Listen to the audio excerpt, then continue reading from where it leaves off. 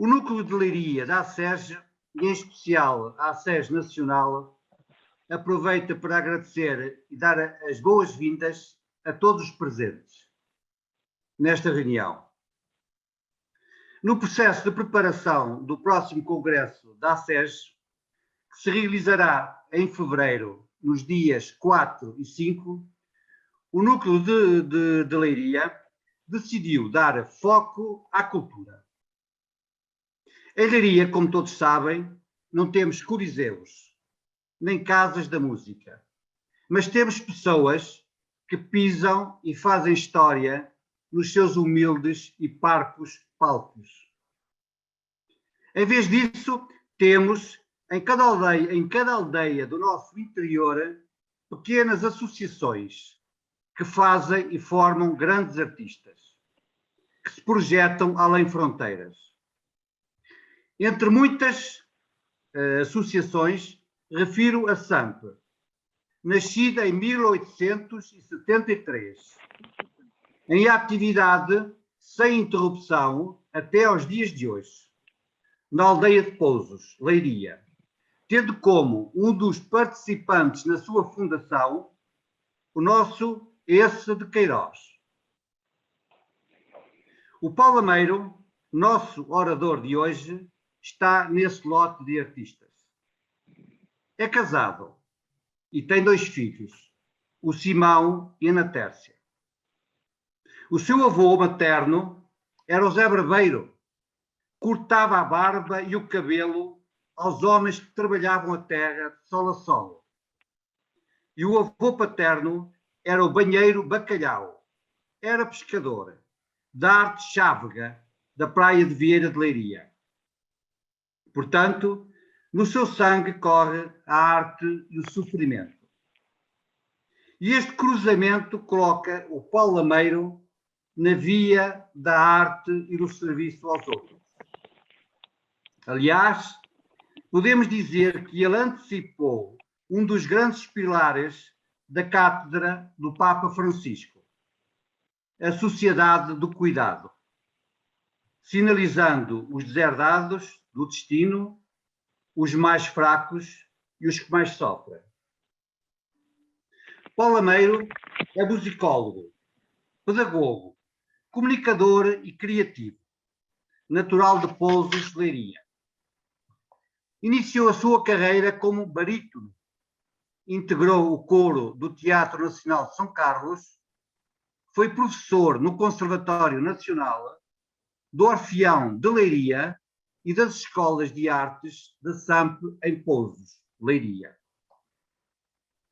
E é a partir desta sua terra natal, curiosamente também a minha, que desenvolve, desde 1992, projetos de educação e produção artística para a primeira infância, de que se destacam Berço das Artes, Músicos de Fraldas, Concertos para Bebés e Pinhal das Artes. Tem vindo a interessar-se mais recentemente pelas práticas artísticas com várias comunidades, nomeadamente de reclusos, ópera na prisão, idosos, novas primaveras, etnia cigana, Roma do Lis, doentes crónicos e terminais, com o primeiro laboratório na Europa de musicoterapia no Hospital de Santo André. Foi também membro fundador e integrou o primeiro conselho científico do Instituto de Etnomusicologia na Universidade Nova de Lisboa, tendo publicado em várias revistas estudos da especialidade. Foi fundador e maestro titular durante 12 anos da Escola Cantorum Pastorinhos de Fátima. Neste momento acumula também, para além das atividades artísticas, a responsabilidade da candidatura da cidade de Leiria à Cidade Europeia da Cultura para 2017. Recebeu vários galardões e prémios, que pela sua quantidade não vou mencionar, destaco, porém, aqueles que recebeu da Calouste Gulbenkian, do município de Leiria e da SAMP. Caro Paulo Lameiro, muito mais haveria para dizer, mas os nossos convidados querem ouvir a tua voz e o que tens para nos contar. A palavra é tua.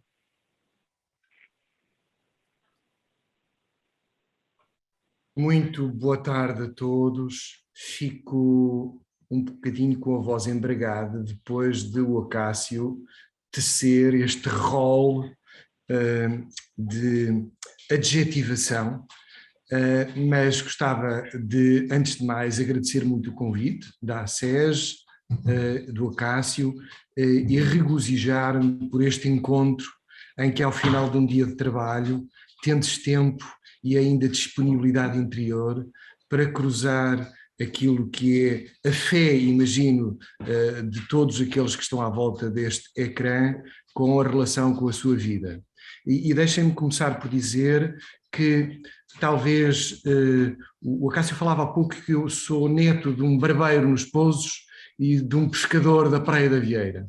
E a fé que eu recebi é uma fé que cruzou duas tradições muito distintas.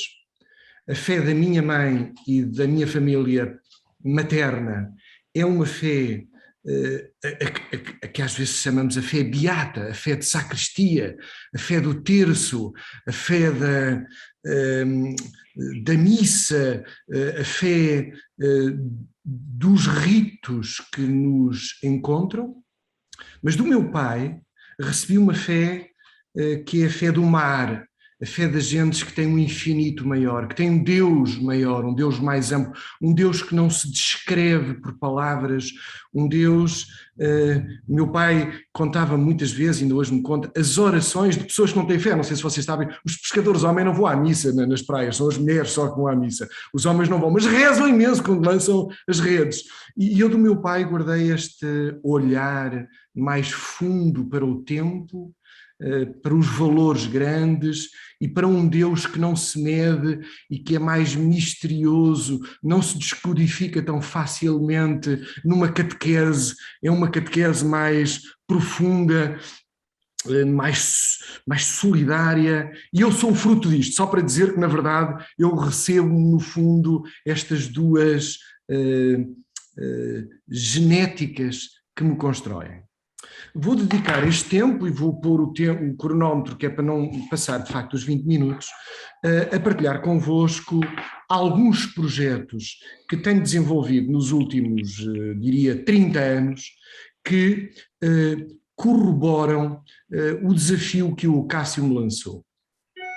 A cultura e as artes, em particular, têm um papel extraordinário nas nossas vidas, mas a maior parte de nós olha para a cultura e pelas artes como um consumo que complementa aquilo que é verdadeiramente importante na nossa vida.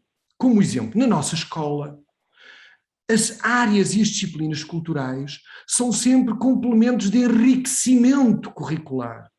Nunca são verdadeiramente currículo. O currículo é a matemática, é o português, e a cultura, na verdade, aparece sempre como um complemento. Nós vamos consumir cultura, por exemplo, ao fim de semana ou à noite. Só em alguns países que nós sabemos um pouquinho mais avançados é que os concertos não são à noite como no nosso país. Os concertos são à hora do almoço ou são ao final do dia. Ninguém perde tempo à noite para ir consumir concertos ou para ir ver exposições ao fim de semana. O fim de semana é para estar em família, é para jardinar, é para passear, é para nos encontrarmos. Isto para dizer o quê? A cultura, na verdade, tem um papel na nossa educação do sul da Europa, maioritariamente, como um complemento a algo que é verdadeiramente importante. Como devem calcular, quando eu disse aos meus pais que queria ir para o conservatório com 18 anos, aliás, qualquer jovem ou criança que diga aos pais que quer ser ator ou músico ou bailarino ou pintor, hoje em dia vai sendo fácil aceitar. Mas até há alguns anos atrás, esta ideia de ser artista é não ser verdadeiramente um cidadão em plenitude. A arte e a cultura não são a plenitude. E por isso eu gostava de vos contar um pouquinho dos projetos com que fui crescendo, porque nesses projetos eu fui aprendendo que verdadeiramente a cultura será, porventura, o nosso interface mais poderoso, não só uns com os outros, mas eu devo dizê-lo, para quem tem fé, a arte e o belo é seguramente um caminho mais poderoso para dialogar e contemplar um Deus, seja ele quem seja, do que propriamente as fórmulas que nós teimamos em repetir para aceder a esse mesmo Deus. Ou seja, é pela arte, aliás, o nosso Tolentino, felizmente temos um bibliotecário no Vaticano que é português, que é um intelectual de topo, porque de facto é bom e é raro que na Igreja tenhamos vozes que percebam e que testemunhem que um dos caminhos privilegiados para aceder ao topo, ao mais profundo de nós, está mais próximo da arte e do belo do que se calhar de fórmulas e de ritos. É mais poderoso o nosso caminho que fazemos para Deus pelo belo e pela arte do que se calhar por outras fórmulas que teimamos em discutir e em confrontar uns com os outros. E por isso, se calhar por isso, eu discuto muito a minha irmã é missionária, está neste momento na floresta amazónica e tem uma outra pastoral, mas nós discutimos muito cá em casa com os meus pais, e os meus pais muitas vezes vão sendo descrentes, porque cada um de nós olha a igreja e o rito e a catequese de forma distinta, mas na verdade a minha irmã está lá no terreno, está de armas direcionadas à militância pela fé, e de vez em quando encontramos e percebemos como é que a militância e o belo se juntam às vezes para nos ajudar. Bom, eu vou partilhar a SAMP, que é aquela instituição de que o Acácio falou. Eu de facto estou envolvido numa série de projetos, mas a SAMP é se calhar a instituição-mãe em que eu entrei em criança e bebi um conjunto de aprendizagens extraordinárias enquanto cidadão, enquanto pai, enquanto filho, que hoje são o alfobre, verdadeiramente, a energia que alimenta um conjunto de projetos que eu trabalho. E, portanto, eu vou partilhar algumas imagens e projetos, creio que já estão a ver. A primeira, esta é a minha equipa, é o núcleo duro da equipa com que trabalho. Mais importante do que todos os projetos e ideias são as pessoas. E todos os anos, esta equipa que trabalha com pessoas em estado terminal, reclusos, pessoas oncológicas, dor crónica, crianças com necessidades especiais e pessoas normais, se é que há pessoas normais como todos nós, esta equipa, que é uma equipa pequenina, de facto, fazemos questão de todos os anos nos encontrarmos aqui no Carvalhal da Curvaxia, onde está este Carvalho da Espera, para nos lembrarmos que tudo o que importa demora muito tempo. E não é possível transformar esta ideia de transformação. Hoje, os TikToks deste mundo e os Instagrams e os mercados e as eleições requerem agendas que às vezes nos fazem esquecer o essencial. E o essencial é que o que importa nas nossas vidas demora tempo, precisa de tempo. E nós vamos simbolicamente abraçar este carvalho, que tem uns 500 anos, e cujos irmãos construíram as naves das nossas naus, alguns deles com o pinho que forrava as naus aqui do nosso pinhal, e vamos lá abraçar este carvalho para nos lembrarmos que o que fazemos é muito pouco. Temos de pensar sempre no longo tempo. E quando falamos em cultura, de facto é sempre no longo tempo. Mas quem fala na SAMP sabe que a SAMP é muito conhecida pelos bebés. E então o nosso primeiro projeto chama-se Berço das Artes. E aqui vem uma aula onde os pais e as mães vêm com os seus bebés. Nós, com os bebés, aprendemos a aprender. Depois, com os idosos, aprendemos o que vale a pena aprender. Mas quando recebemos pais, mães, avós com bebés, nós inicialmente pensávamos que estávamos a fazer aulas de música. Foi aquilo que eu pensei há 30 anos atrás. Vamos fazer aulas de música. E posso dizer que isto tudo resultou de um problema pessoal. É que eu, só com 18 anos, é que cheguei ao conservatório e quando cheguei não me deixaram entrar para o curso de trompete, porque eu não tocava nada comparado com as crianças de 6 e 7 anos que estavam lá.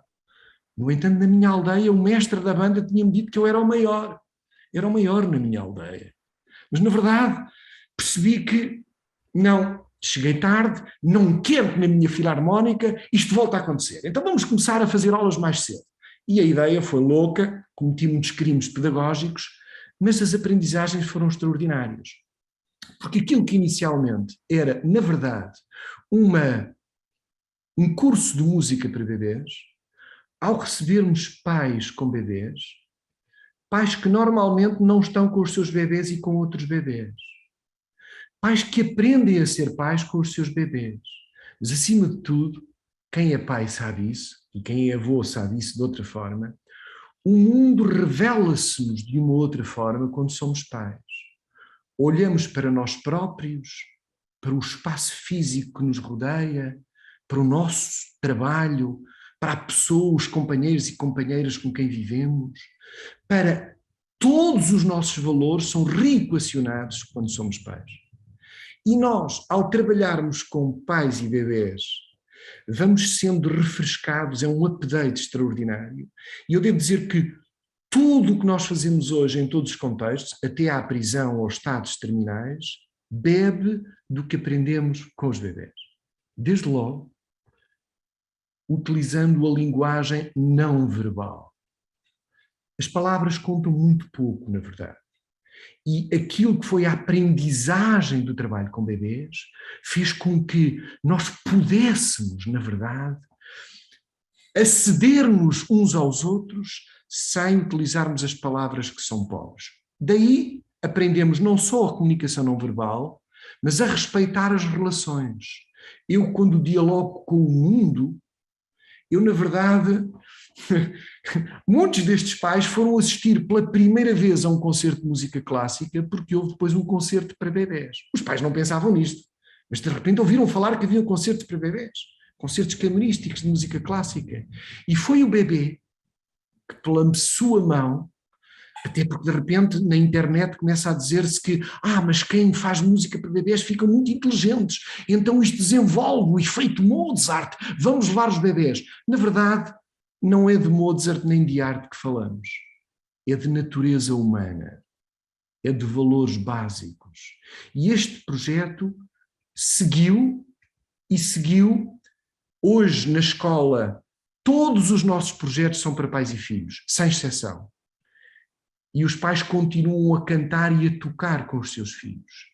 Esta relação, que é crescer com os meus filhos, tocando com eles, não os levando à escola de música para eles estarem lá. Muitas vezes os pais e os avós levam os filhos e os netos à escola de música para isto é para ti. Acaba lá a tua aula de violino e depois eu estou aqui a ler o jornal, ou vou às compras e venho buscar-te. Na SAMP desenvolvemos um programa em que não há encarregados de educação, não há pais. Há Joões, Catarinas, Susanas, Matildes, uns são pequeninos e bebés e vêm ao colo de outros. Mas todos importam nesta relação com a cultura.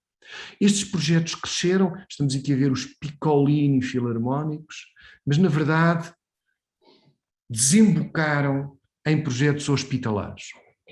Quando chegámos ao hospital, chegámos porquê? Porque nas aulas de bebés apareciam-nos crianças que os pais não sabiam que era o seu bebê, que o bebê tinha um problema. Porque um pai que é pai pela primeira vez, aquilo que é uma estereotipia, ele vê como uma aptidão musical. O meu filho dança, tem um ritmo tão bom. E nós já estamos a ver, este bebê tem um problema, muito provavelmente. Como é que eu vou dizer a este pai e a esta mãe que ele tem que ir a uma consulta de desenvolvimento? Bom, para vos dizer que estabelecemos uma relação com o Hospital Leiria e cresceram um conjunto de projetos imensos com o hospital. Uns especificamente do âmbito da musicoterapia, mas outros do âmbito mais global da terapia pelas artes, da humanização pelas artes. E um dos projetos que nasceu foi o Alegro Pediátrico, este em que estamos aqui, porque quem é pai e mãe pela primeira vez está a aprender muitas coisas e às vezes este bebê está entre a vida e a morte e o que ele precisa não é somente de fármacos, de instrumentos de suporte de vida, mas é que ele recebe a principal energia do amor da sua mãe. da pulsação, da tensão muscular, da forma como a mãe abraça aquele bebê. Se a mãe abraça o bebê com medo que ele morra, se a mãe abraça o bebê ansiosa com esta perda, responsabilizando-se a si por aquilo que é o problema do bebê, a probabilidade deste bebê não sobreviver é muito maior.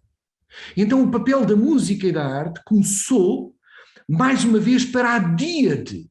Então, mas o bebê não ouve? Ouve. E há muitos estudos, que não temos tempo agora aqui de falar, em que comprovam a importância do que o bebê ouve ainda antes de nascer.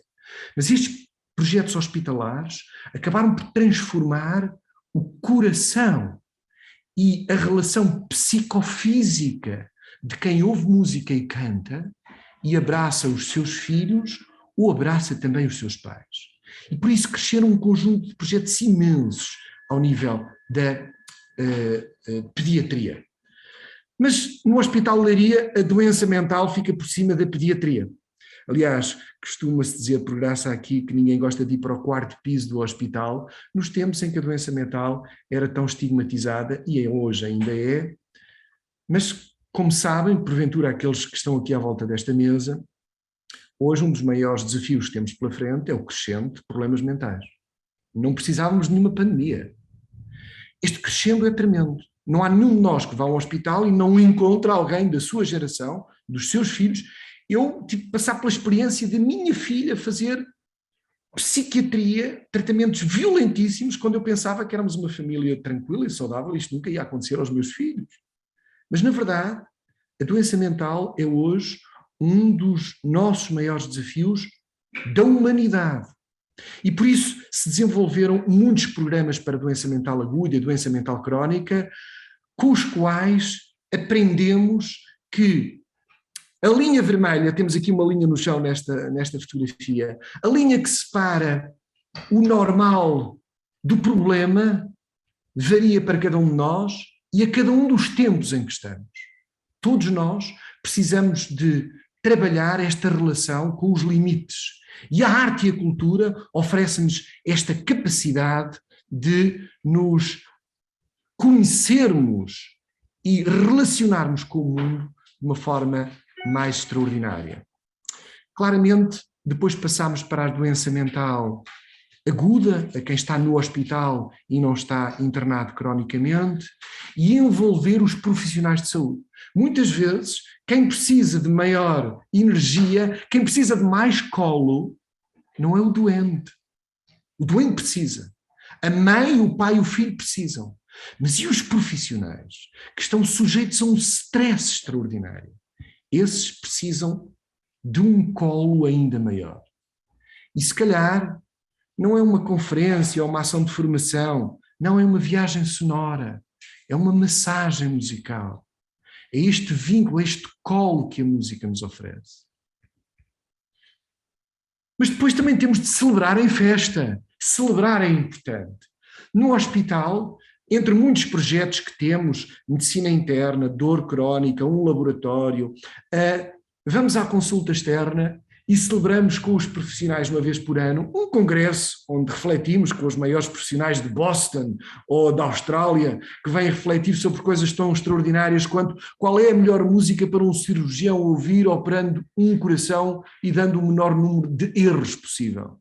Isto tudo pago pelas companhias de seguros norte-americanas em Boston, ok? A musicoterapia começa a ser desenvolvida por isto. É o que é que deve ser ouvido para cometer menos erros. Não vamos falar disso agora também, mas dizer-vos que hoje a investigação e o desenvolvimento da neurociência levou-nos a que tínhamos no hospital muitos projetos artísticos em que a arte chega não somente para humanizar ou para curar, mas verdadeiramente como uma ferramenta de integração, de coesão humana e social. Este um dos projetos que mais me toca é um projeto para doentes mentais crónicos, chama-se Sem Limites ao Som. Estamos na Capela dos Andrinos, era uma quinta do fundador da SAMP, e nesta capela, para além de celebrações, temos encontros com pessoas extraordinárias, que guardam memórias extraordinárias. Não vamos falar dele, mas dizer-vos que é um dos projetos em que mais nos conhecemos a nós próprios, porque pessoas de muita idade ou jovens. Este jovem que está aqui entrou com 18 anos e está, de facto, internado na doença mental crónica num sítio que é verdadeiramente um espaço muito pior do que a prisão. Mas foi daqui que nós saltámos para a prisão. E agora algumas palavras então mais específicas sobre este projeto em concreto que se chama Ópera na Prisão e que vai na edição Traction, porque entretanto transformou-se num projeto europeu de investigação em realidade virtual aumentada e impacto social. Bom, eu dirigi o primeiro concerto numa prisão em 1981. Porquê? Porque um rapaz dos Pousos estava, o filho do presidente, aliás, era o afilhado do presidente da SAMP, estava preso em Valos Deus e era preciso ir oferecer-lhe alguma coisa. Bom, desde esse ano de 81 até hoje, nós começámos a desenvolver um projeto aqui. Leiria tem 2 prisões, um estabelecimento prisional comarcã, local, e um nacional de jovens. Tem jovens entre os 16 e os 25 anos, com penas muito pesadas. Estes jovens têm neste momento um programa que tem um ciclo de 3 anos. No primeiro ano, nós, artistas, vamos para dentro da prisão aprender a estar com estas pessoas, contar-lhes de nós, do que gostamos, e ouvi-los, e eles contam do que gostam. Rapidamente percebemos que não basta estar com eles, temos que ir à casa deles, que é na Amadora, na Baixa da Banheira, no Funchal, em Bragança, e este projeto hoje tem 50% de trabalho dentro da prisão, intramuros, e 50% fora da prisão. Porquê é que trabalhamos ópera? Porque foi o género musical mais poderoso. É fácil, há muitos projetos que tratam hip-hop, street, psicodrama, mas aqui a ópera é extraordinária, ela vai ao mais fundo da alma humana, trabalha a música, o teatro, a dança, a literatura, a engenharia, a tecnologia, a arquitetura, o design, a um nível muito avançado. Neste projeto estamos a fazer realidade virtual aumentada com os laboratórios da Europa mais vanguardistas em criar realidade virtual aumentada com ópera. Mas neste ano serviu-nos, o primeiro ano, para nos conhecermos uns aos outros e contar histórias. No segundo ano montamos uma ópera. Começámos por montar uma ópera de Mozart. Não temos tempo a falar porque é Mozart, mas foi Don Giovanni. O Don Giovanni acaba por cometer um crime no início da ópera. Um crime e depois este crime, toda a ópera fala, para quem conhece, como é que nós, enquanto sociedade, punimos, julgamos quem comete crimes. Mas o que é cometer um crime? Este jovem que está aqui chama-se Jackson. Era o líder do gangue. Os guardas prisionais escolheram-nos para o projeto no primeiro ano porque estavam esperançosos que ele nunca nos deixaria avançar o projeto, porque o projeto para o estabelecimento prisional é um desafio enorme. E aconteceu o contrário, é porque o Jackson de facto era um líder de prisão, como vocês podem imaginar, cometeu o pior, estava com 25 anos e, portanto, o Jackson está morto. Morreu com uma bala, já. Mas na primeira ópera cantava aqui um rap. Buca nascili, ou bucata morili, um dia se abre a porta, poissada ali, niga analisa, depois concretiza. Tropa vai na fé que a liberdade está tatiga. Eu não nasci aqui dentro da prisão, eu não vou morrer aqui na prisão. Um dia as portas abrem-se e eu vou sair. Saiu, mas não tinha ninguém cá fora à espera dele, e vai para o bairro da Cova da Moura, fazer aquilo que fazia antes de entrar, e morreu com um tiro. Por isso, este projeto tem investido muito em transformar não só estes rapazes, nem só as suas famílias, nem só os contextos laborais, mas muito todos os stakeholders que importam para este projeto. Nós, de início, tivemos um sonho. Desculpem, chegámos aos 20 minutos e eu peço mais 5 minutos de tolerância ao Presidente. Posso ter mais 5 minutos? Podes avançar à vontade. O tempo é teu. Não, só mais 5 minutos então para terminar a história. Que, efetivamente, nós fizemos protocolos entre empresas cá fora. Muitos de vós, assinámos protocolos para receber ex-reclusos que tinham tido um testemunho extraordinário. Ouçam, se vocês forem pais ou mães de um ex-recluso, a última coisa que querem é que uma empresa qualquer dê emprego ao vosso filho porque ele é um ex-recluso.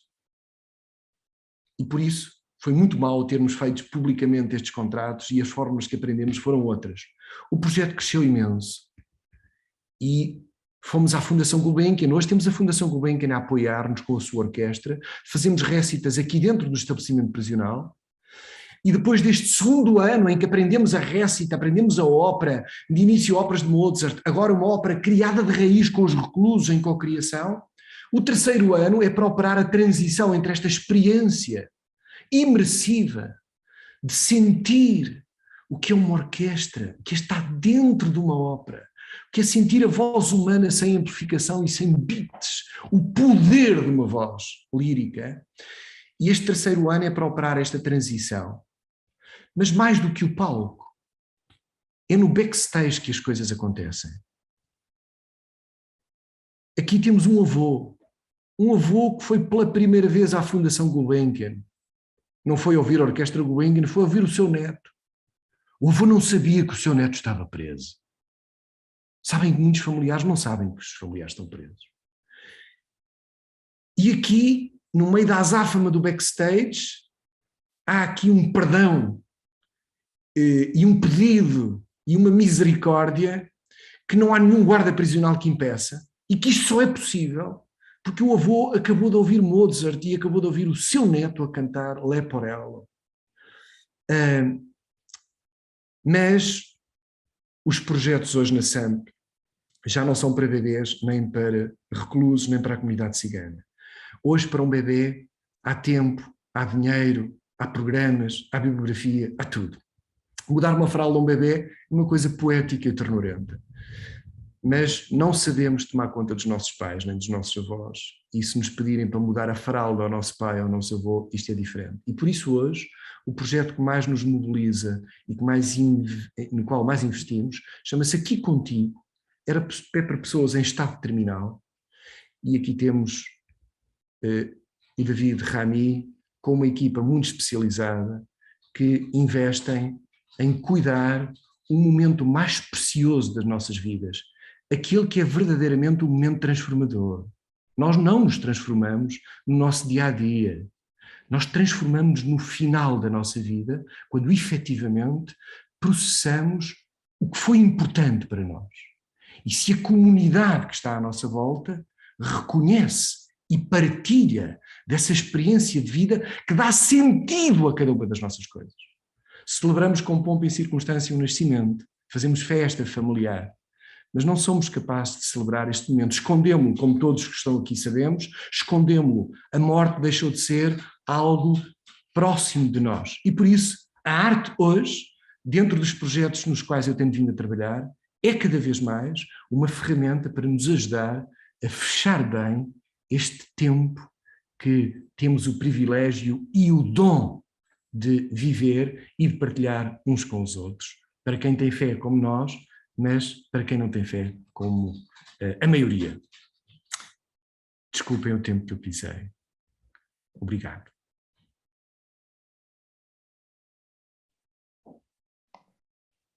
Paulo, muito obrigado. Foi fantástico, tocante. E quando tínhamos este tema de quando a arte nos transforma, não podia ser melhor. E esta lógica de como é que a arte transforma-nos a nós e depois como é que conseguimos transformar todos aqueles que estão à nossa volta, e acho que esse é também um grande dom de todo este trabalho, é como é que a arte pode transformar os outros. E por isso deixava aqui desde já aqui aberto a todos.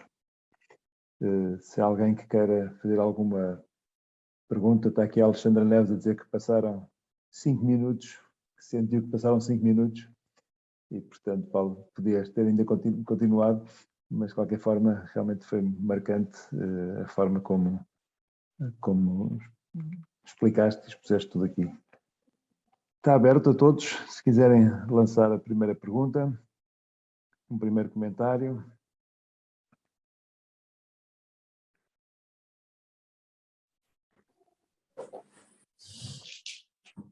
Paulo, sou João Pedro Tavares e fiquei muito agradecido por esta partilha, por este caminho.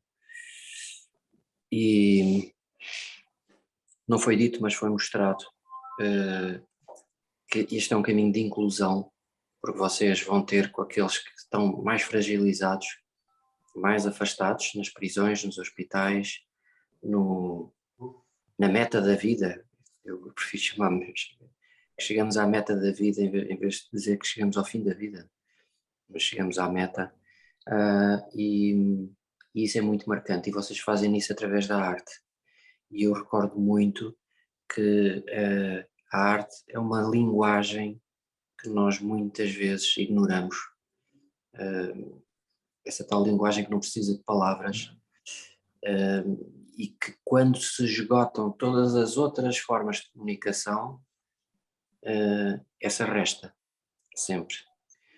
E eu recordo aquele filme A Missão, em que os jesuítas, ao chegarem junto dos guaranis, já não têm mais nada para comunicar com eles senão uma flauta, e começa a sair um som, e daquela flauta sai uma mensagem de paz, e do outro lado há uma reação de paz, e começam a comunicar e a estabelecer uma relação e a estabelecer tudo aquilo que, enfim, depois construíram a partir dali.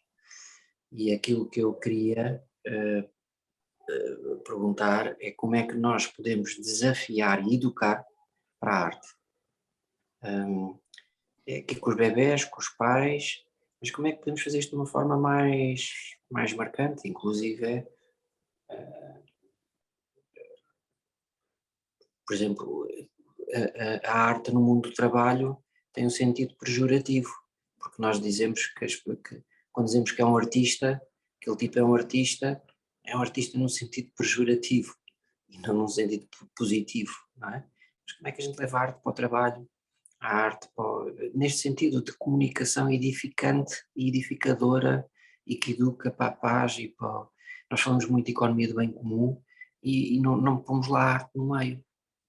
Pomos os resultados económicos e sociais e temos sempre esta visão do mundo corporativo. Mas como é que a arte joga aqui? Como é que isto também pode ser arte? Neste sentido de comunicação, de inclusão, de linguagem comum, de tudo isto. Desculpa ser uma pergunta tão longa, mas fiquei muito marcado e gostei muito. Parabéns. E Deus te abençoe. Obrigado pela generosidade e pela questão. Eu diria 3 coisas. A primeira, é fácil pensar-se e argumentar-se que tem de começar na escola, e o problema é a educação. E, portanto, a grande questão da arte, na verdade, do ponto de vista estrutural, quando nós comparamos as sociedades europeias de norte, de sul da Europa, com a cultura oriental, e a cultura oriental toda foca não tanto no sistema de ensino, mas na família, a cultura africana e sul-americana, a arte e a cultura são parte da vida diária. Por exemplo, nas muitas línguas nativas do continente africano, estamos a falar de mais de 300 línguas, em alguns casos muito mais, não existe a palavra música. E porquê que não existe a palavra música? Ela não é necessária, porque não tem autonomia estética. A arte faz parte do dia a dia, daquilo que é o ato concreto da vida. Mas vamos esquecer a questão que é da educação, que é central. Segunda nota. Nas nossas empresas, nos nossos projetos, nas nossas escolas, antes de pensarmos no todo e no grupo, a transformação começa em nós individualmente. E, portanto, é algo íntimo, pessoal. Eu tenho de ter uma epifania nos pequenos gestos, sem procurar a grande forma, o grande impacto. Ou seja, eu acredito muito que nós disseminamos muito mais os valores em que acreditamos, não por grandes gestos e por grande impacto e por grande massa, mas pelo ambiente camerístico, pelo pequeno recorte, pelo pequeno gesto. O gesto que temos com o nosso... Eu vou partilhar uma fotografia de um concerto a que eu fui com o meu filho. Eu vou partilhar uma conversa que tive com o meu neto sobre uma coisa a que fui. A minha vida pessoal é muito importante porque aqueles que estão à minha volta, todos os colaboradores, os meus gestores, os stakeholders políticos, os financiadores, olham para mim antes de mais como pessoa. Aliás, nós olhamos para nós antes de mais como pessoas. Estamos aqui agora uns dos outros, vocês têm uma relação entre vós, mas estamos a olhar aquilo que o nosso cérebro primitivo, que é aquele que atua, olha para nós e está a descodificar o que nós somos como pessoas. Ninguém está a olhar para o investimento, para a escala empresarial, não, nós estamos a olhar-nos enquanto pessoas. E nós contamos de nós. E por isso, eu creio que o primeiro sinal, o primeiro passo a dar é mesmo meu individual, é uma descoberta íntima, é uma procura que eu tenho que fazer. E tal como na fé, a busca da arte é um caminho, é um mistério, não é um dado garantido. Eu não acedo a um resultado, não posso comprar uma competência artística. Eu não compro um diploma. Eu caminho para ele. É um percurso. E, portanto, partilhar o meu percurso é, na verdade, partilhar o meu percurso pessoal. Eu não posso ir amanhã à reunião porque eu tenho uma exposição que tenho que ir. Eu não posso eu não posso fazer o lançamento do meu produto nesse dia, porque nesse dia vai haver um projeto muito importante na Fundação Gulbenkian, a que se calhar alguns de vocês podem querer ir. Quem diz na Fundação Gulbenkian, diz no adro da aldeia, diz na biblioteca da província. Ou seja, é dar sinais de que é tão importante não é que tão importante, é mais importante um ato de caminho pessoal para este imaterial e subjetivo da arte do que algo em termos funcionais muito importante. Portanto, eu com o tempo vou percebendo aquilo que investia no passado em programas de capacitação, em novos cursos, em diplomas de facto, são os pequenos gestos que passam, de facto, energia. E depois devo dizer-vos que tem crescido muito, é claro que no nosso país isso não é tão comum, mas tem crescido muito ao nível empresarial, as ações de team building exclusivamente do ponto de vista, não é só da cultura, como da arte. Aquilo que muito no passado era o desporto, o corpo, a viagem, o turismo, neste momento há um crescente. Nós próprios na SAMP, eu devo dizer-vos, na SAMP tem crescido imenso o convite e o pedido, a encomenda de ações para os administradores, os quadros intermédios, os colaboradores, porque, por exemplo, é mais fácil, é muito difícil ter uma ação em que eu junte um CEO e um chairman e depois a comunidade com uma ação, uma conferência, um encontro, um jantar, o que seja. Se eu quiser fazer uma orquestra instantânea, nós temos um produto que se chama Orquestra Instantânea. Ninguém precisa de saber tocar rigorosamente nada. Chegam 20 pessoas ou 200 pessoas e nós em 2 horas damos um instrumento musical a todos, ensinamos a tocar esse instrumento musical e na última meia hora fazemos um concerto e gravamos um CD. E no final daquelas 2 horas há um CD com uma orquestra instantânea feita pelos colaboradores e pela administração da empresa. E para dizer o seguinte, têm crescido ações na área das artes e da cultura que, de início, devo dizer, a primeira preocupação, o primeiro argumento usado, eu gostava de ter uma equipa mais criativa. Vocês não se importam de ir à minha empresa fazer, vocês são todos criativos e inovadores. Paulo, traga lá uma ação das suas para que, os meus criativos saiam do quadrado e saiam do seu conforto e possam ter umas ideias originais. E depois descobrem que, na verdade, não é esse ato criativo que é mais transformador. O criativo é uma consequência. Eu sou criativo se tiver um mundo maior. Eu sou criativo se conhecer melhor o outro, se ele tiver mais informação para mim. Eu sou criativo se for mais autêntico. E, portanto, esta ação muitas vezes é encomendada para incrementar a criatividade nos quadros e acaba por ter como impacto uma coesão e uma descoberta de grupo, uma consciência global, não só porque eu tenho de cumprir uma cota de, eu tenho aqui, no fundo, um compromisso social a que a minha empresa tem que ter, mesmo a questão da integração, que é muito falada de facto, eu diria que a arte e a cultura, quando nós nos encontramos por ela, mais facilmente estamos uns com os outros, autenticamente. E isso é transformador. Mas é um caminho, como diria, é como na fé. Não vale a pena dizer, eu já fiz o crisma, tenho tudo, já sei tudo, ok, agora já cumpri as etapas todas, já estou capaz de perceber tudo.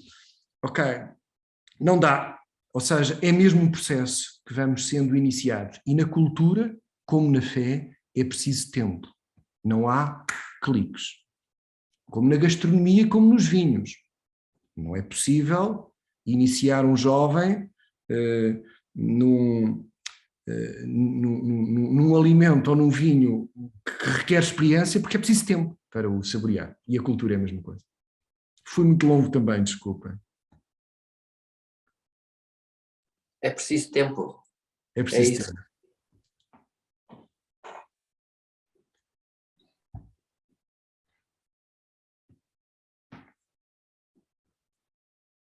Está tudo num silêncio muito expressivo.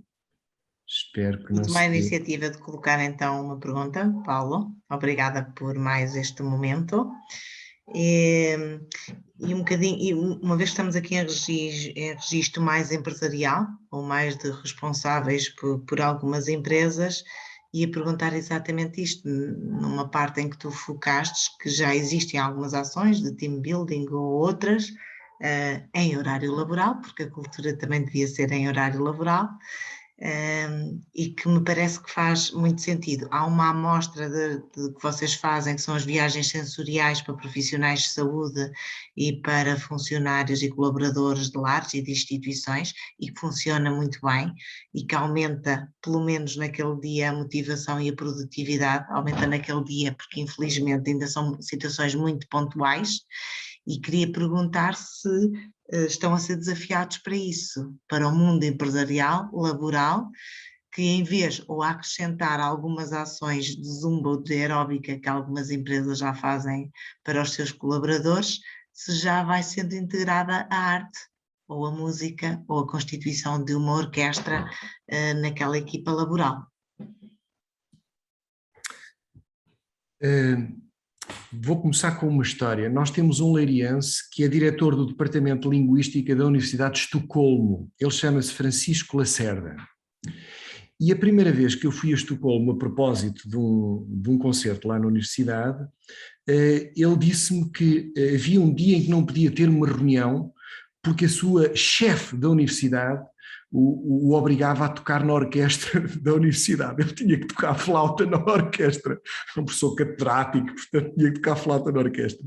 E na altura tive curiosidade, mas Francisco, mas tens de tocar, mas quer dizer, mas a orquestra, isto é um hobby, não é? Portanto é uma coisa livre, as pessoas vão se querem. Não. A minha diretora de departamento considera parte das funções dos investigadores do nosso núcleo que temos de fazer música. Ok. Os que estão aqui e conhecem o sistema de ensino norte-americano, por exemplo, sabem que qualquer universidade, bem sei que são maioritariamente privadas, têm, para além do desporto, e o desporto também é muito avançado, mas paralelamente ao desporto, têm uma capacitação e práticas ao nível da cultura. Há coros, há orquestras e há teatro. Aliás, não sei se vocês veem o Sex Education, que é uma série que o meu filho me obrigou a ver agora. Não vejam se vocês, enfim, mas é uma série muito badalada agora, da Netflix. Mas, na verdade, há um grupo de teatro e uma orquestra no liceu e na escola.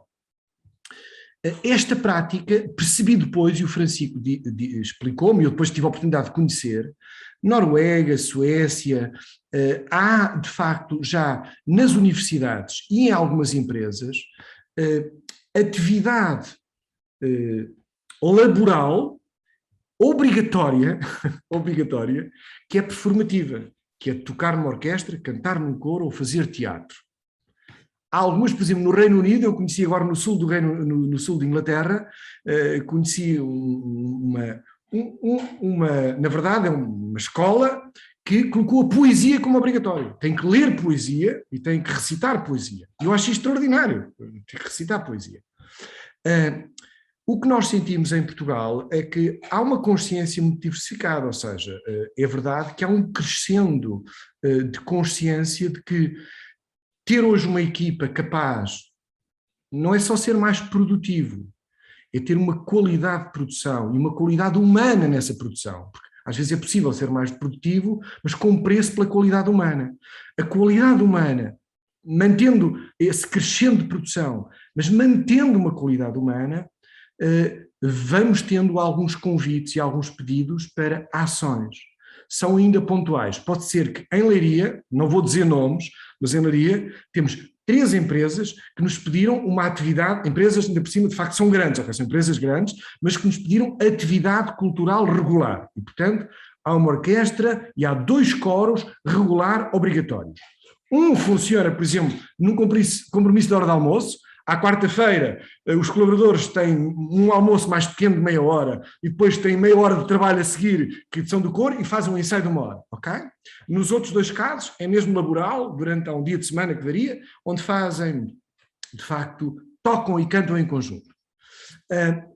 Mas é uma exceção, isto é uma exceção, não vale a pena esconder, isto é uma exceção.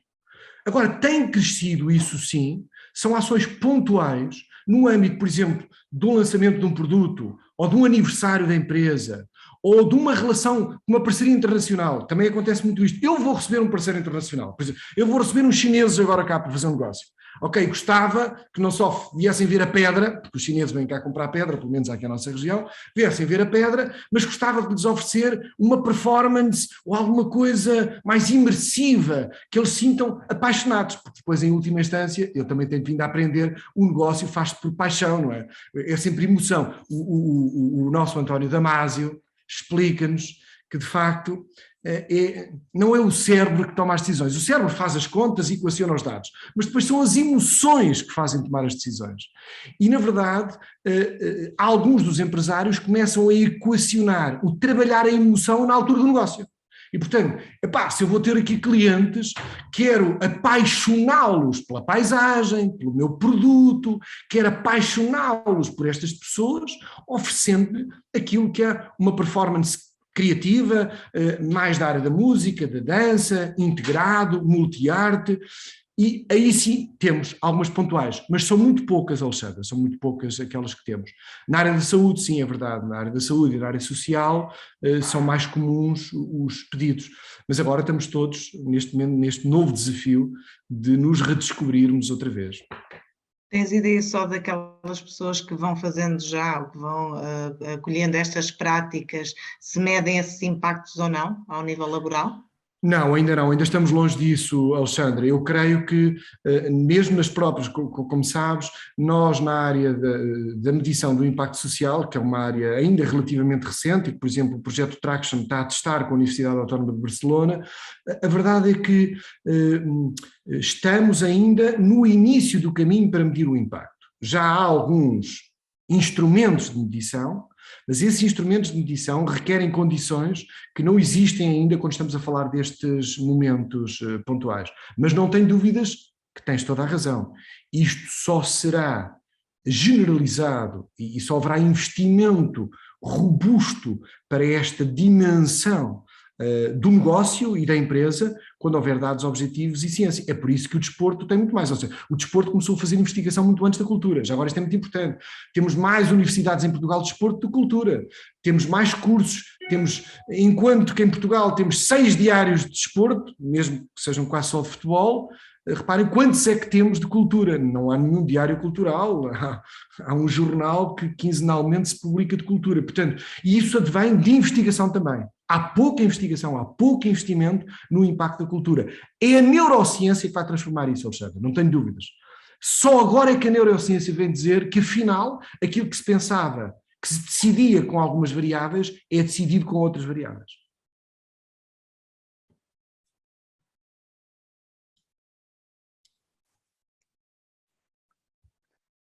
Muito bem, então há aqui mais uma pergunta aqui no chat, estamos aqui já o tempo já passa depressa, estamos aqui a 15 minutos do final aqui do nosso encontro.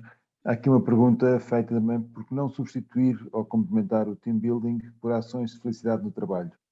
A música traz-nos felicidade e sensações e emoções inigualáveis. Ok, deixem-me juntar 2 questões, que é a de facto, do Teles e a do David. Desculpem colocar assim, está bem?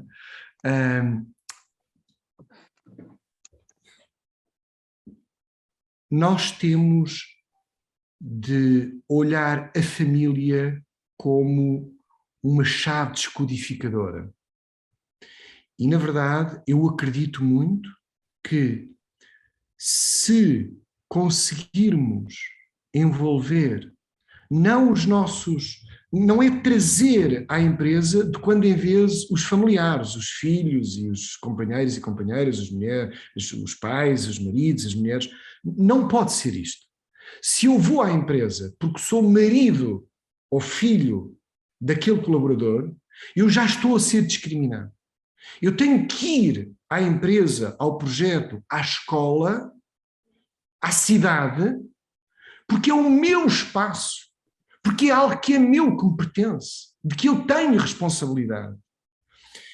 E levar o colaborador a fazer team building pela ação cultural, não tenho dúvidas que é uma ferramenta preciosa, e fazê-lo, na verdade, numa relação com a felicidade, a medição da felicidade. Sabem que em Leiria, não sei se vocês leram a notícia, aliás não em Leiria, em Pombal, houve um vereador que ficou com estas eleições com o pelour da felicidade. Isto foi uma novidade, haver uma autarquia que atribui o pelour da felicidade a um cargo político. Já não estamos a falar só de poesia, quer dizer, é o trânsito, é o saneamento, é a cultura, é a educação e é a felicidade. A felicidade como um todo, holístico, que nos relaciona com o mundo. A esse nível, já agora, deixem-me dizer-vos que uma das diferenças da nossa igreja e das nossas práticas religiosas ocidentais, como por exemplo o Islão, para o bem e para o mal, é que o Islão é muito mais holístico. Articula muito mais a cultura, a arte, a fé, a vida e o todo.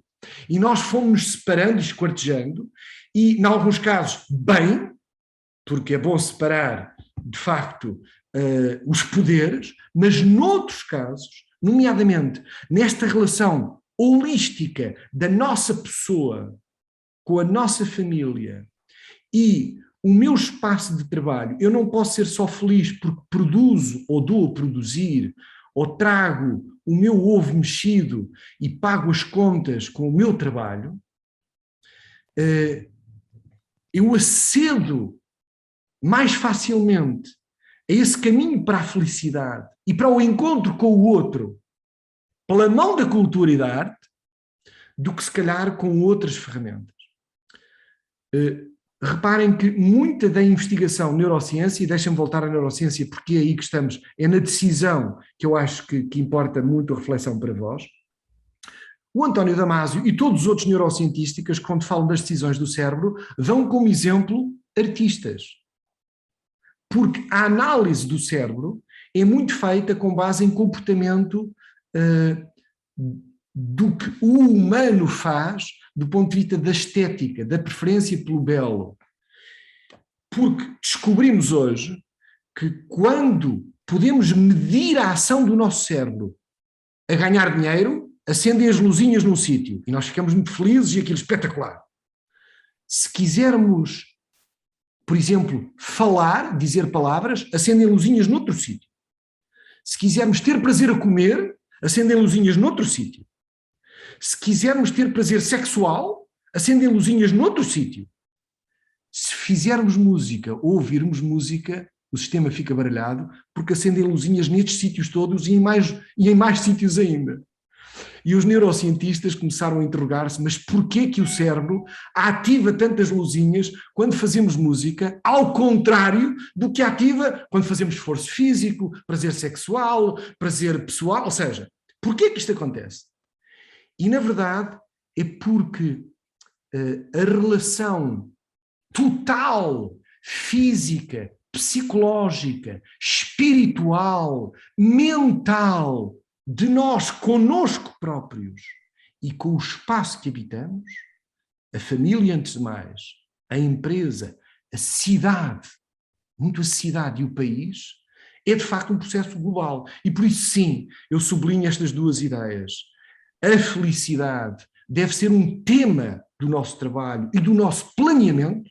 Temos que integrar a felicidade nas nossas ações, nos nomes das pessoas, nos departamentos que cuidam de nós, E a família não pode ser somente um acessório, um complemento que nós convidamos nas festas de Natal, nas saídas de não sei quê. Não, a família tem de ser olhada, é claro que há as creches que as empresas vão tendo, há o bem-estar pessoal, a flexibilidade de horário, há atenção a tudo aquilo que são as necessidades de cada indivíduo e toda a exigência que hoje as empresas têm naturalmente no seu dia-a-dia, mas sim, família não como um estranho, como um complemento, felicidade estruturante na nossa relação. Obrigado, Paulo. Não sei se temos mais ainda alguma pergunta, ou próxima pergunta que quero avançar. Eu tinha aqui uma questão, aqui aproveitando algo que disseste, que tem muito a ver com aquilo que eu acredito e com muito a ver com aquilo que a SES acredita, e mesmo na própria lógica com que estamos a montar este Congresso Nacional que vamos realizar dia 4 e 5 de fevereiro, que tem sobre o tema uma realidade que transforma, e por isso foi muito enriquecedor para nós e muito inspirador perceber aqui como é que a arte também pode transformar, e vimos que transforma tanto, se calhar mais do que esperávamos antes do início desta conferência. Mas falou um bocado da parte da transformação pessoal, quer dizer, que era mais do que grandes gestos, era aqui a epifania, os pequenos gestos, o poder da sinceridade pessoal, de sermos quem somos, de conhecermos outros à nossa frente. Eu gostava só, se era possível, explorar mais um bocadinho deste tema, como é que esta partilha do que eu sou, este conhecer o outro à minha frente, pode fazer tanta diferença. E perguntar também como é que foi dada essa transformação na sua vida, como é que isso processou.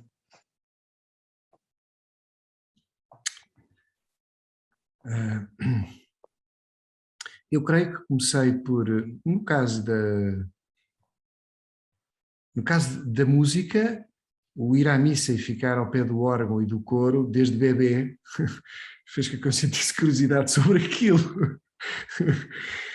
Estar ali ao lado, não, ainda não sabia, portanto acho que ficar ali aprendemos a cantar. Aliás, as nossas celebrações, infelizmente, a Igreja deixou de cuidar a qualidade e o investimento na cultura, mas a celebração e o rito transformam mais cada um de nós e a comunidade pelos símbolos do que propriamente pelas palavras. As homilias, está aqui o Padre Augusto, ele não leva a mal que eu diga isto, não é pelo facto dos celebrantes nem sempre fazerem homilias ricas e inspiradoras e assentes no Evangelho, e muitas vezes estarem preocupados com o dia-a-dia da sua paróquia, da sua vida, e portanto acabam por se perder muito da espiritualidade, cada vez mais eu vou sentindo isso. É porque a celebração toca-nos pelo belo do rito. E portanto eu devo dizer que assistir a celebrações belas e estar disponível para elas é muito importante e é transformador. Isto é só para dizer, eu pessoalmente senti-me tocado pelas celebrações extraordinárias a que tive. É claro, também tenho esta particularidade, eu estou aqui vizinho do Santuário de Fátima. O Santuário de Fátima é poderosíssimo, quer dizer, um 12 de maio em silêncio sepulcral com velas acesas neste recinto é algo muito transformador do ponto de vista da relação com o mundo, com o outro. Mas depois tem o meu pai, que é da praia. E o meu pai ensinou-me a ficar sentado na areia só a olhar para o mar. E este ficar sentado só a olhar para o mar e sem papas na língua, ao contrário, por exemplo, da família da minha mãe, que escondem as coisas, guardavam, não eram suficientes, quer dizer, não são suficientemente autênticos uns com os outros, vão guardando, acham que ofendem os outros por lhe dizerem a verdade. A família da minha mãe detesta a família do meu pai, porque naturalmente as minhas tias peixeiras dizem tudo o que pensam à primeira. Não estão a insultar ninguém, estão a ser sinceras. Eu acho que vivi desta dialética de aprender a sinceridade e a transparência e a autenticidade uns com os outros. Isto acho que é muito importante. Mas depois passamos aos pequenos gestos. Os pequenos gestos, eu reconheço que o trabalhar com bebês ajuda-nos a olhar para os pequenos gestos. Porque nós, quando olhamos para um bebê, ele está, às vezes, horas a mexer um dedo, ou a fazer o mesmo gesto, olha infinitamente, ainda por cima não se consegue mexer, de início não se consegue mover, olha. Ao contemplarmos um bebê, contemplamos a nossa natureza mais profunda e percebemos que às vezes somos muito apressados, desde logo apressados a olhar uns para os outros, não nos contemplamos, porque julgamos de imediato. Eu acho que o primeiro passo a darmos é, quando eu olho o outro, eu devo procurar despir-me, na verdade, dos meus filtros todos, e esse pequenino momento de contacto tem que estar sem filtros totais. Para estar sem filtros, reconheço que os tempos que eu passei com os meus filhos ao colo e agora com os meus pais já vão estando naquela idade, começam a ser bebês outra vez.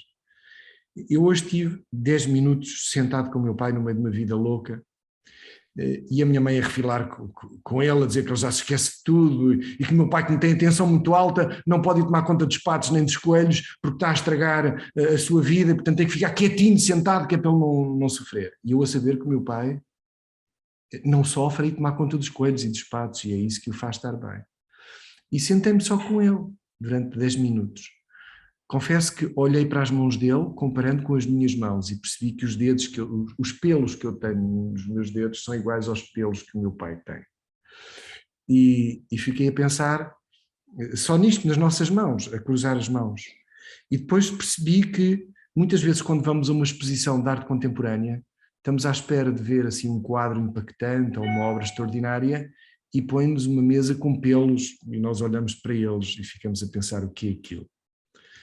E a arte contemporânea provoca-nos muito, às vezes desinstala-nos, mas eu diria que ir com um filho ou um neto visitar qualquer museu de arte contemporânea é muito revelador. Primeiro porque nós às vezes, eu próprio, que os meus filhos já têm 20 e 25 respectivamente, não consigo descodificar tudo, preciso da sua ajuda.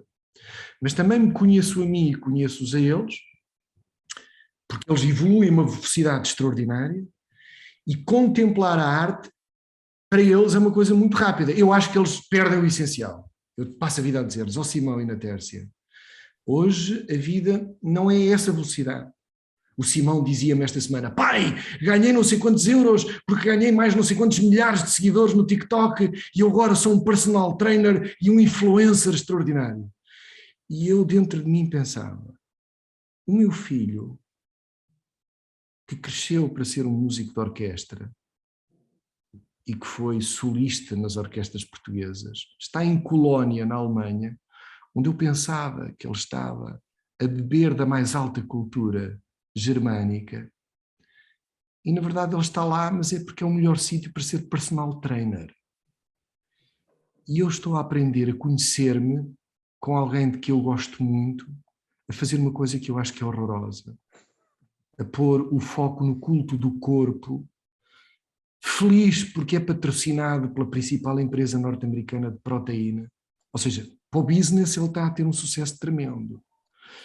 E eu infeliz com esta descoberta, mas a cada telefonema que tenho com ele, a cada imagem que ele partilha comigo, não só evocamos os tempos de bebê e de descoberta e de crescimento conjunto, mas eu quando saio para a minha equipa aqui de colaboradores e quando saio, eu reúno agora regularmente com 26 presidentes de Câmara, que são a Rede de Cultura, esta candidatura, são 26 presidentes de Câmara, não bastava um, tenho 26 presidentes e 26 vereadores de cultura. E um presidente de Câmara tem o perfil que vocês conhecem, imaginam que é, não é? Portanto, tem objetivos muito claros e não é fácil apaixoná-los pela cultura agora. Eles na cultura veem basicamente uma oportunidade de promoção dos seus territórios, de venda, de atração turística, de economia, de trazer capital europeu, etc.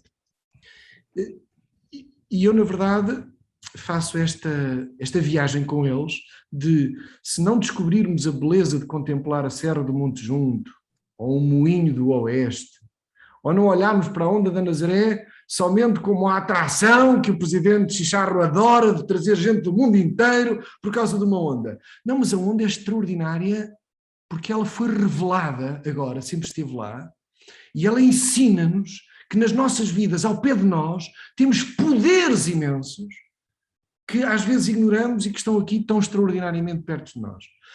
E como é que se leva a essa experiência? É fazer uma viagem sonora com água com estes presidentes. É dar-lhes água. Isto é estranho, mas é pôr-lhes as mãos em água, fazer-lhes instrumentos sonoros e eles perceberem que afinal as suas mãos modelam música e conseguem ter músicos de ponta a fazer sonatas e sinfonias acompanhados por si, que estão só a brincar com água. Mas eu diria, a arte contemporânea, vista com os nossos que mais gostamos, os nossos filhos, os nossos pais, as nossas mulheres, os nossos maridos, os nossos companheiros, os paradigmas familiares estão a mudar imenso. Eu faço concertos para bebês em que os bebês vêm cada vez mais com 2 mães, 2 pais, 2 mães e 1 pai, e também 2 pais e 1 mãe. Não vou comentar isto agora, mas para dizer que isto não é uma exceção, isto começa a ser uma prática com que sou confrontado a miúdo. E isto obriga-nos a olhar para a realidade humana de uma outra forma e contemplar o que é maternidade. Colo, o que é colo? O que é dar colo?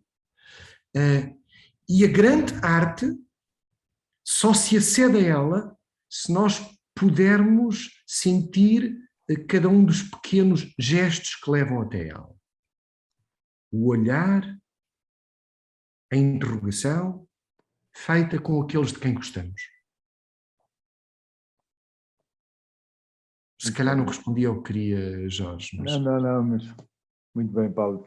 E infelizmente passámos a hora e temos de começar a pensar em terminar, mas foi muito inspirador, pelo menos para mim, e penso pela reação de muitos também. Agradecemos muito este tempo. A Cássio e o Padre Augusto farão o final, mas vamos aqui com outra ideia sobre a cultura e esse seu poder transformador e essa procura também de encontrarmos entre nós aquilo que pode ser transformador. Antes de passar a palavra ao Cássio e ao Augusto, queria só relembrar que temos agora semanas cheias de conferências da ACES de preparação para o seu congresso.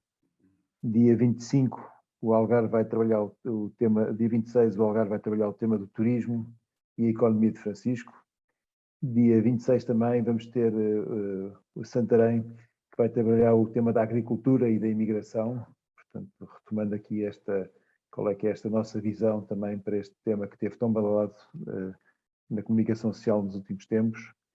Dia 26 também temos o Funchal com o Diogo Alarcão a trabalhar o tema de liderança transformadora também, dentro deste caminho que fazemos.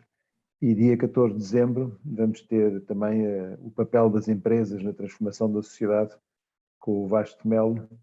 Portanto, temos aqui muitas hipóteses para pensarmos este tema, para refletirmos sobre este tema da realidade que nos transforma a caminho do Congresso e, portanto, convido todos a participarem e a continuarmos neste caminho. Cássio, passo-te a palavra. Paulo Meira, depois de tudo aquilo que disseste na tua intervenção, fico sem palavras, fico gago. Porque, de facto, para além da tua intervenção ser uma inspiração, é uma beleza. E como é uma beleza, de facto, o copo transbordou e transformou-se num chafariz que está sempre a deitar água. Agradecemos para esse chafariz que está sempre a deitar água de beleza, de beleza, de beleza. Estamos muito honrados. Estou honrado por 2 motivos. O primeiro, porque realmente deste-nos um testemunho, deste-nos um testemunho, de facto, super pessoal, de peixeiro. Ou seja, não há meias palavras. Tu não tiveste, digamos, a escolher a palavra mais notável, mais organizada. De facto, disseste aquilo que o teu coração te mostrou, e entraste desde o social até à intimidade da família. Espetacular. De facto, sinto muito honrado por esse motivo. O segundo, também me sinto honrado porque tu nasceste na mesma sombra onde eu nasci, no mesmo céu, com as mesmas estrelas. Como sabem, somos de esposos, os dois, e sinto-me muito orgulhoso de termos, digamos, esta riqueza de pessoas também aqui vizinhas. De facto, foi espetacular. Depois, epá, gostaria que deixasses também o caminho aberto para novas e futuros convites, está bem? Porque, de facto, foi inovador, foi muito bom, foi extraordinário. Penso que posso falar por todos. Epá, ninguém ficou desiludido, bem pelo contrário. Todos nós ficámos, digamos, excedeste todas as nossas, tudo aquilo que nós pensaríamos que pudesse acontecer. Estamos muito gratos, obrigadinho, e estamos muito honrados. Um abraço. Agora daria a palavra ao Padre Augusto para... Isto é, mais ninguém quer falar. João Pedro, não queres dizer nada? Portanto, neste momento daremos a palavra ao Padre Augusto para a última oração final e também para que nos abençoe, não é? E para, sobretudo, para que faça e que reze por nós, para que cada vez nós possamos ver a beleza nos outros e também em nós próprios. E para que consigamos investir também nesta nova cultura da beleza. Sr. Padre, tem a palavra. O Paulo falou muito nos gestos. Eu convido-vos a 2 gestos também. Simples, muito simples. O gesto da gratidão e o gesto de louvor. Em primeiro lugar, a gratidão e louvor a Deus por tudo aquilo que Ele vai fazendo através de nós e através de uma maneira muito particular do Paulo. E nesta gratidão vai também um sincero obrigado ao Paulo por ele nos ir ensinando, não com muitas teorias, mas essencialmente com os gestos. Eu queria dar graças a Deus também, e convido-vos a isso, por esta grande obra de arte. Desculpa, Paulo, tu és uma grande obra de arte. Tu próprio és uma obra de arte. E gostaria de dar graças a Deus por isso também. E também, ao mesmo tempo, pedir a Deus que nos ajude, que te ajude a ti e a todos aqueles, a tua equipa e todos os outros que navegam nos mesmos mares, para que os projetos nesta área da cultura caminhem. Por isso, damos graças a Deus e pedimos-lhe a sua bênção. E dizemos, e rezamos, glória ao Pai, e ao Filho, e ao Espírito Santo, como era no princípio, agora e sempre. Amém. Que Deus a todos nos abençoe, em nome do Pai, do Filho e do Espírito Santo. Amém. Então, obrigado a todos. Obrigada. E boa noite. Obrigado a todos. Um grande abraço. Obrigado. Adeus, boa Tchau. noite a todos. Fiquem Tchau, bem. boa noite. Beijinho. Obrigado. Muito boa noite a todos e muito obrigado. Paulo, muito obrigado.